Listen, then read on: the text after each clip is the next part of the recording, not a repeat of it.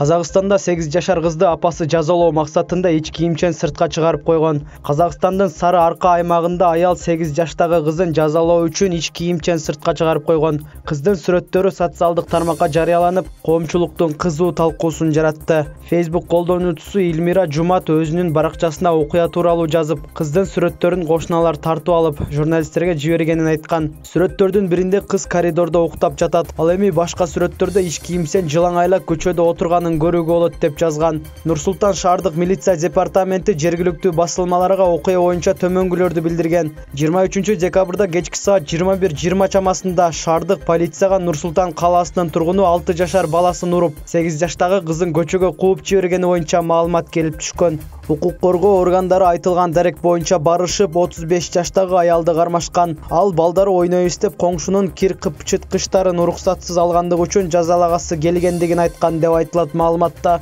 Бул окуя боюнча милиция кызматкерлери жана камкордукка алуу органдары иш алып барып жаткандыгы маалымдалды.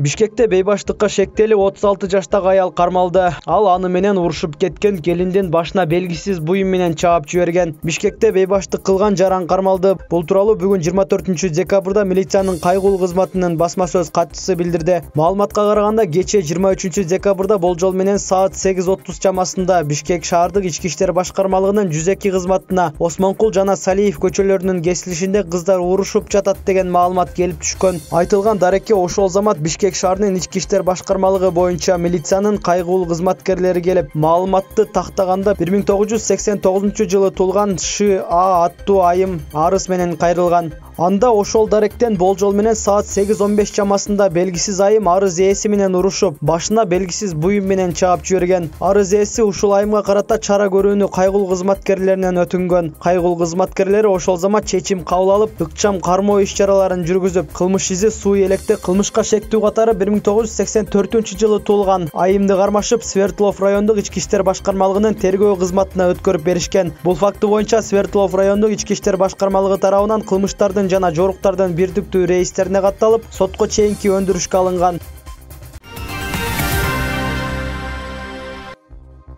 Казакстанда абактагы трансгендер аялга зомбулук көрсөтүү иши боюнча сот өкүмү күчүнө кирди. Алматы облустук сотунун кылмыш иштери боюнча коллегиясы абактагы трансгендер аял Виктория Беркхожаевага сексуалдык зомбулук көрсөтүү жана кыйноого алуу айыбы менен соттолгон атайын кызматтын мурдагы кызматкеринин апелляциялык арызын канааттандыруудан баш тартты. Сот ошондой эле соттолуучуга карата жазаны болушунча катаалдатуу тууралуу Беркхожаева менен анын адвокатынын өтүнүчүн четке какты. Бул иш боюнча Иле райондук соты быйыл 6 октябрда өкүм чыгарган. Агалайык улуттук коопсуздук комитетинин мурдагы кызматкери сексуалдык мүнөздөгү зомбулук аракетине баруу жана кыйноо беренелери боюнча күнөөлүү деп табылып, 5 жыл 6 айга соттолгон. Мындан тышкары ал мамлекеттик кызматтарды ээлөө укугунан жана УККнын майору намынан ажыратылган.